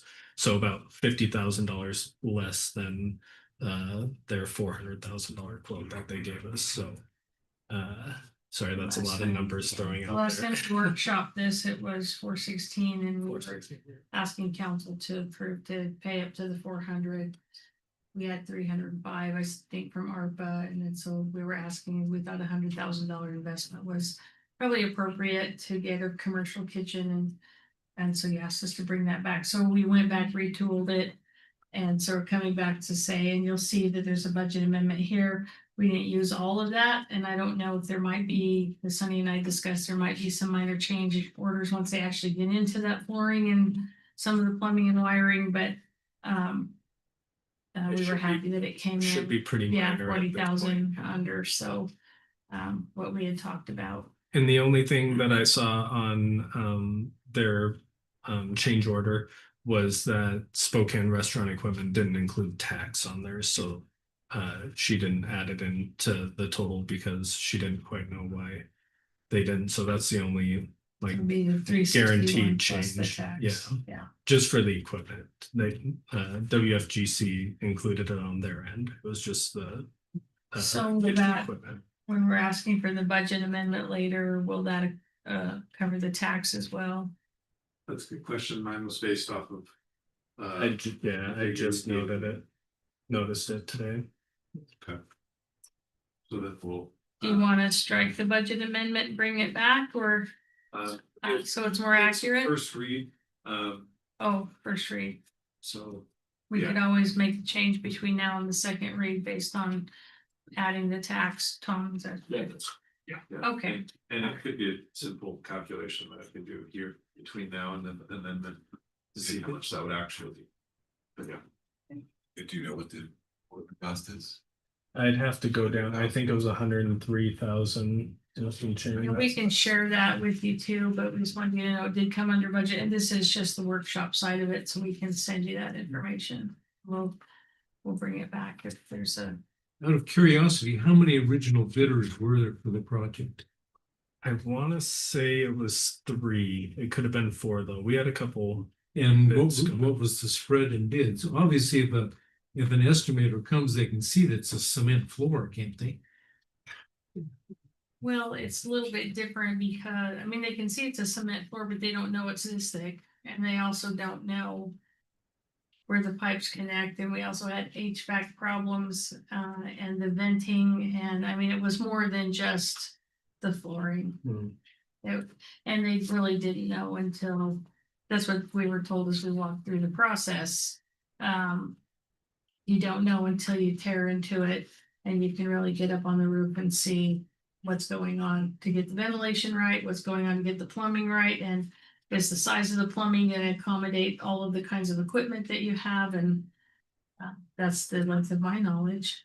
Okay, so the contractor we had a whole bunch of old cruds in there when they saw what's happening. Since this is not gonna work in our bid. So it came.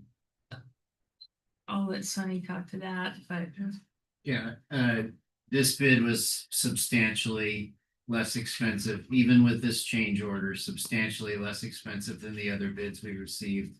And the issue with the floor is that it's a double concrete floor, which was not known at the time, and the exploration determined that they have about 18 inches of space to work that plumbing in, and that created some complications that weren't included in their original estimate, and so their subcontractor had raised that price when they were made aware of that circumstance.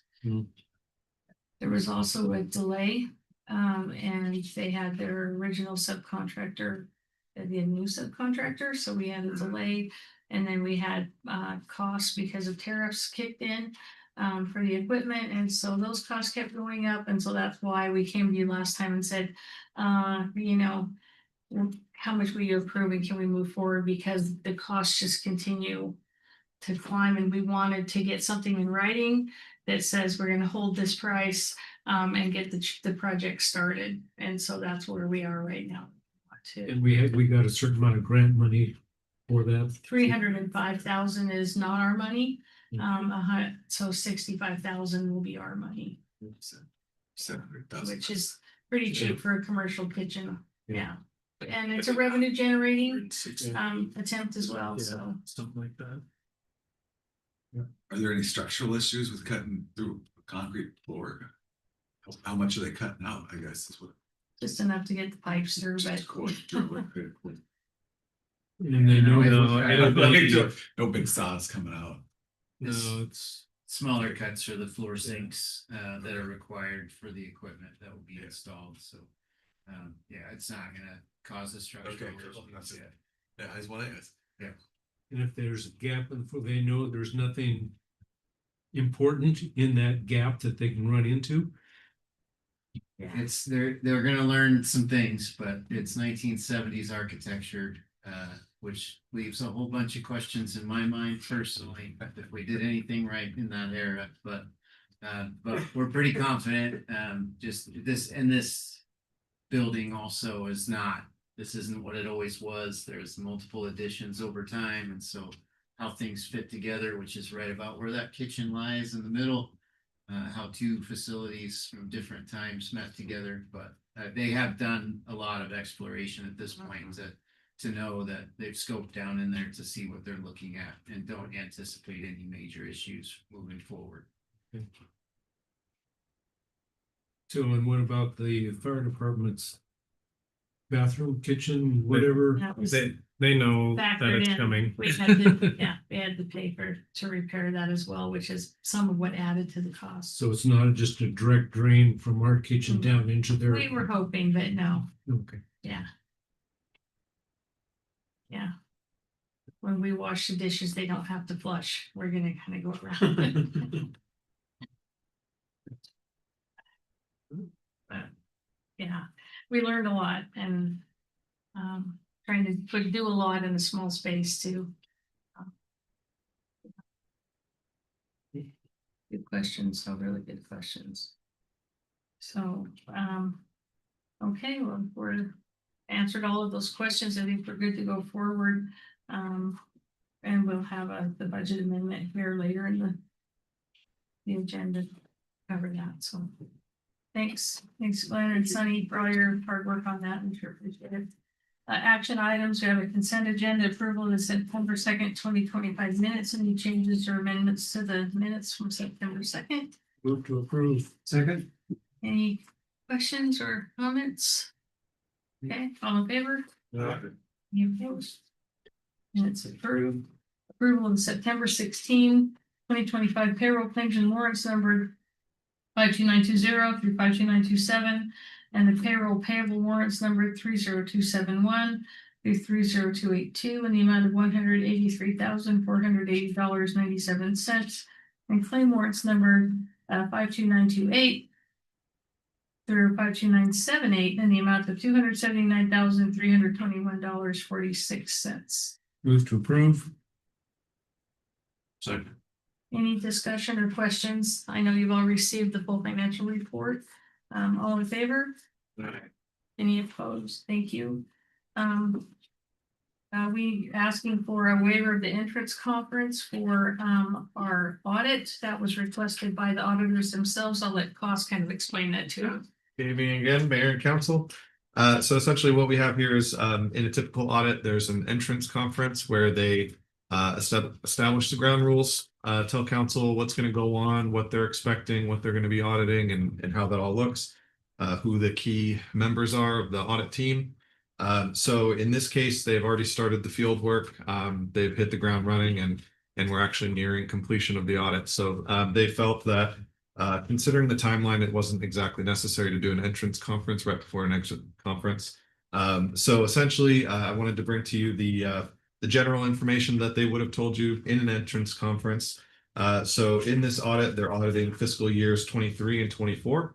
And they have 3 audits this year where we normally have 2.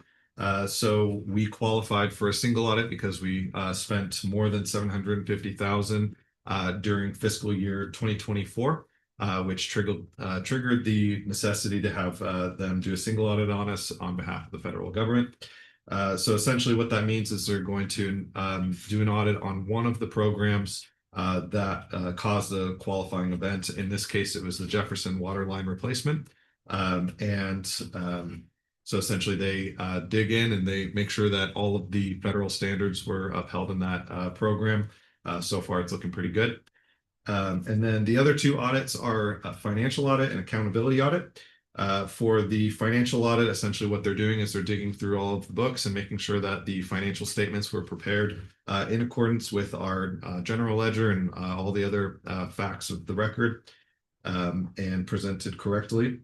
And then for the accountability audit, the goal there is to just make sure that there's no gaps in our key controls and make sure that our functions within our government are not allowing for any exposure for any misappropriation of funds. So the target areas for this audit were unemployment compensation, cash receipting, utility billing, and then OPMA, so the Open Public Meeting Act.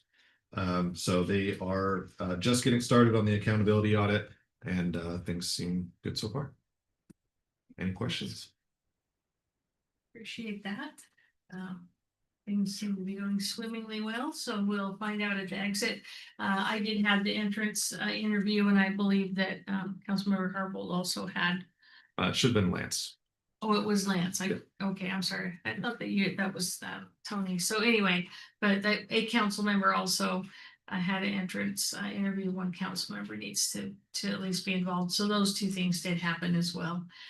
They just asked us if we know of any improprieties or had any concerns, and so anyway, that went fine. So we should be wrapping that up and getting to the exit here soon. So Yeah. Find out more as they go on, but Well, this is a motion, right? Since it's yes, a motion to the entrance conference. so moved. Second. there you go. Any more discussion? All in favor? Aye. Any opposed? Thank you very much, Council. Wait. Thank you.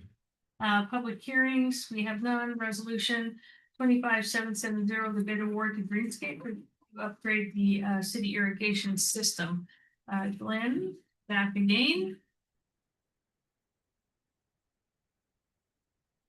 Do we have them You wanna read just- first, or do we It's need a to explain first? resolution. Just go ahead and brief us on that. Okay. Well, So questions. earlier this year, we went out to bid RFP for our irrigation system upgrade. We did not receive any bids back by the deadline of that RFP. So we started making calls out to local businesses asking for them to come out. We had two companies come out and actually review the area. We had or one company that just never responded, and then another one that was they were only interested in changing the controllers, which isn't what we needed, and they kind of had yearly fees that were associated. It was a little higher tech program, so it was something we became uninterested in after exploring their options for. And then so ultimately we only had one company that gave us a bid.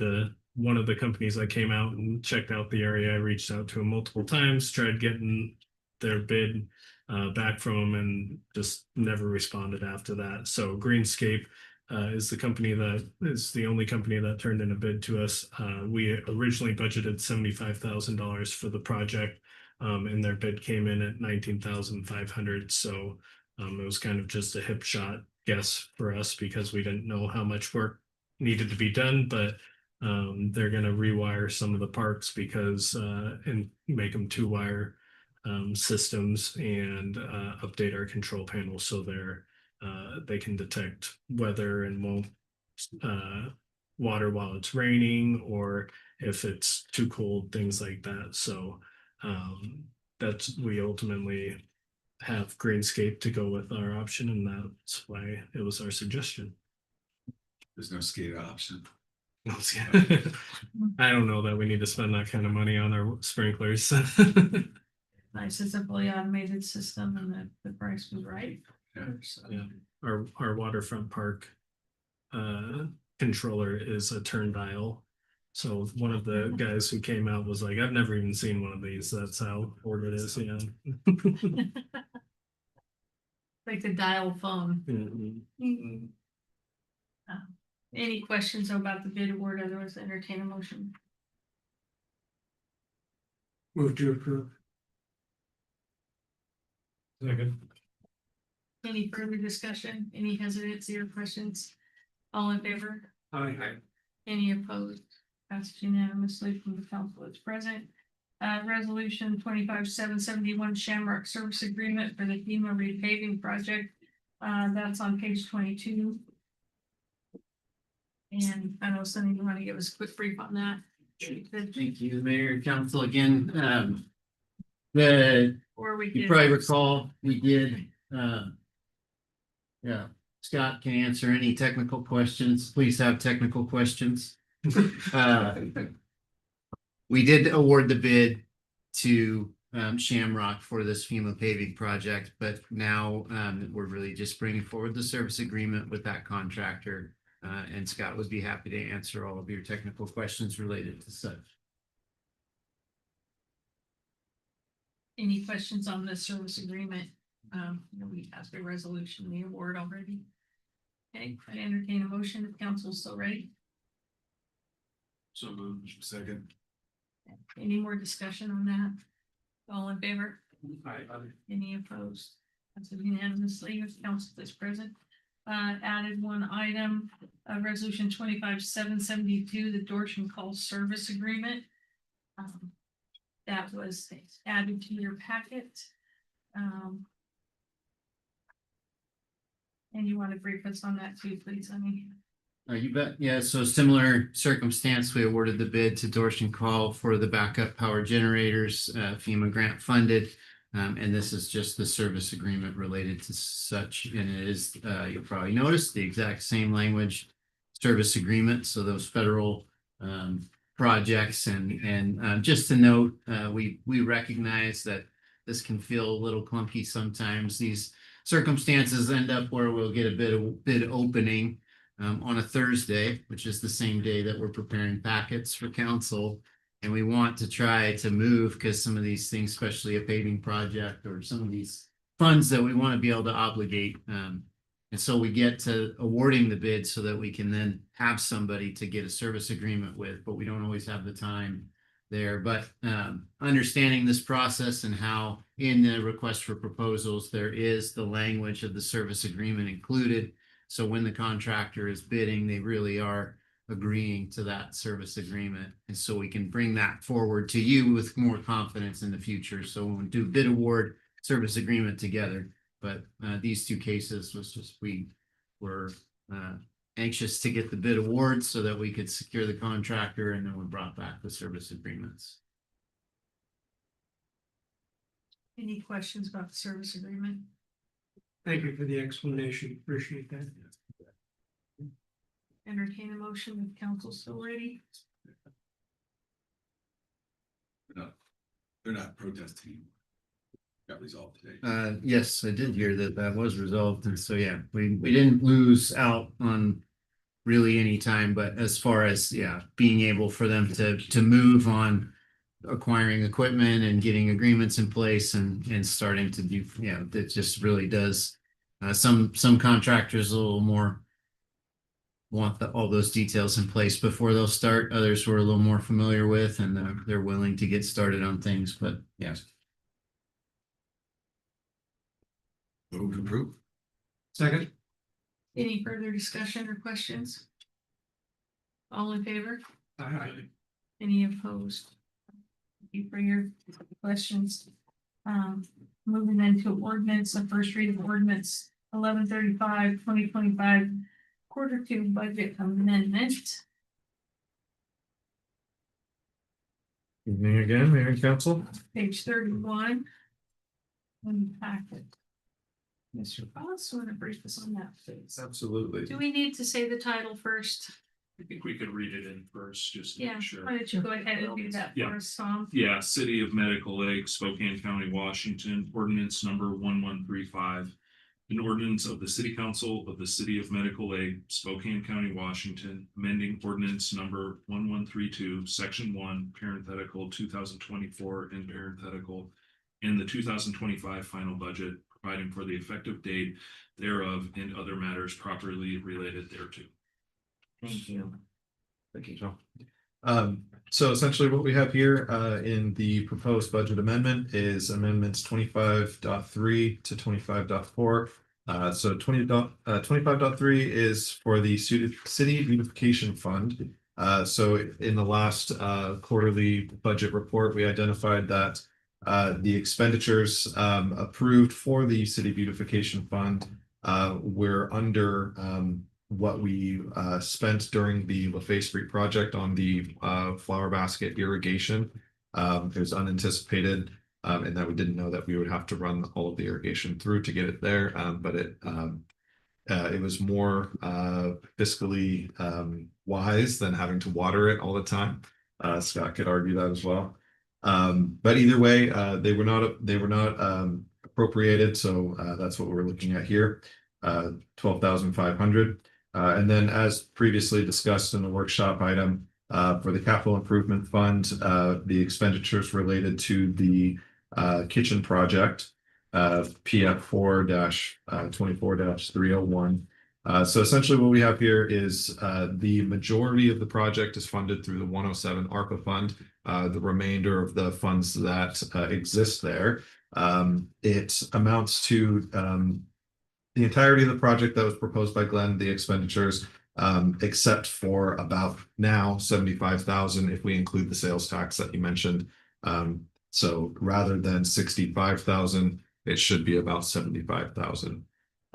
So essentially that is the portion that is not covered by the ARPA fund, and it would have to come out of the capital improvement fund 301. So the total then of the amendment is 87,500. Yes, Would correct. be the total. And then in section 1 of the ordinance itself, it would increase the amended expenditures to 17,142,442. Rather than 32,000. Okay. So do we need two separate motions, one to amend and then one to approve as amended? Is that the cleanest way to It's do just that? thinking that I think that proposal is the best way to go about it. Okay, why don't gotta we move do to that? amend. And then understanding that this is the first read, if there's some nuance that we missed trying to do the quick math, we can correct that then in the second read. So first entertain a motion to amend the dollar figures as stated. So move. Second. Any further discussion on that? All in favor? Aye. Any opposed? And then now secondly, we'll entertain a motion to approve the first read of ordinance 1135 as amended. So move. Second. Any discussion on that? All in favor? Aye. Any opposed? All right, that ordinance, first read of ordinance 1135 passes. We will bring the second read forward at the next regularly scheduled council meeting. Executive session none, no emergency ordinances that I know of. Any upcoming agenda items are then noted, please reach out to Administrator Weathers if there is something that you'd like to have specifically on the next agenda for a workshop or other item. Last opportunity then for interested citizen comment, and I do need to make one note. We did have a written citizen comment. I want to be sure we get that on the record. And so all of you have received a copy of that. Oh, sure it is. And that was received today. So that would be included as a written comment. Sorry. Did you have something? Oh, we have one more. Okay, I see a hand up. Yeah. Mr. Colbert, take your. Okay, and I see a hand up online. We'll get right to you too. Okay, Art Coolibert, 405 Fellows. If I had seen the sheriff's representative, I would have mentioned a positive comment when I first was up here. A couple of weeks ago, my wife was out on her bicycle and she found a 3-year-old girl lost. The girl had needed to use the restroom. She was trying to get into the locked restrooms at the ball field on Campbell. So she gave me a call. I called Crime Check, and my wife decided that the closest restroom was the Mexican restaurant. And so within moments, I don't know how many minutes, but in a very short amount of time, 3 officers showed up, and they were able to question the girl, finally get the parents' names, and get her home safely. So that was a good thing for the police. And then with SDA here, it brought up a memory where I think it was late 80s that they came out and did a presentation. We were losing our bus route and budget, and we were very concerned about special mobility. We have a population that depends upon that, and if there's no bus route, they're not available. So their CEO went back to the office, did some research, and found there was special funding when you have a population that depends upon special mobility. So we kept our bus route.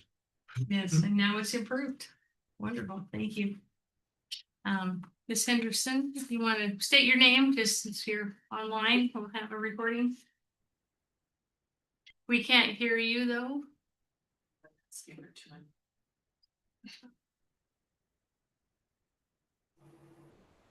Now. Yes. No. Oh, so it went silent again. Better? Yes. I got a green light down in the corner. I just wanted a clarification with regard to the audits that Cos was bringing up. So are you saying that the audits are in process right now?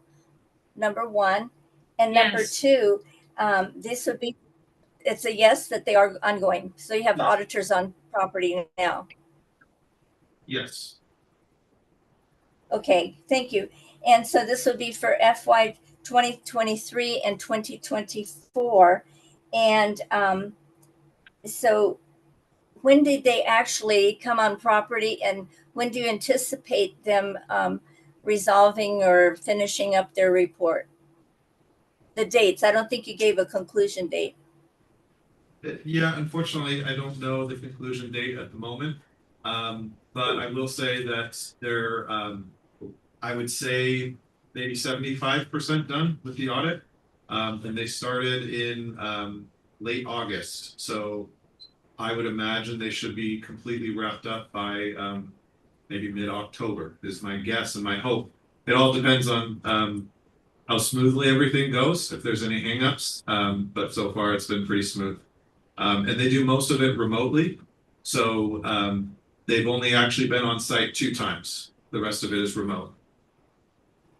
That's kind of interesting. I remember them coming and camping out. We had to provide extra office space and so forth. The other thing too is that have they found anything that you were able to correct before it got formalized in a exit report? I mean, you were able to correct it on the spot and they just kind of give you a warning and it was taken care of. There were a couple minor items in the notes to the financial statements that they brought up, and it was something that was easily resolvable. One of them was some changes that occurred that I did implement correctly, but they wanted me to mention it in the notes to the financial statements. So that was easily resolved. But other than that, they haven't found anything noteworthy. No discrepancies at this point. That's really good. Thank you very much. Thank you. I will note that, Lonnie, I remember the years gone by when they would show up with their whole team and camp out for weeks on end and everyone was sweating bullets every day. But once COVID came, the whole world changed and they do not come on site anymore like that. They still don't. All the other cities experience the same. They mostly get those documents by email and copies of records you just scan and send them to them and they will come. And when it's actually some utility things where they want to look at your records or pull some bills, they'll come for a couple days, but mostly it's all remote now. And that's just true across the board. So that's something that changed. Yeah. So thanks for your questions. Anybody else? Questions online? We were anticipating a conclusion over here. If there's no further citizen comment. Move concluded. Very good. All in favor? Hey. Meeting is concluded. Thank you, everybody, for your participation. Thank you, those who attended, for your patience. I know that was a long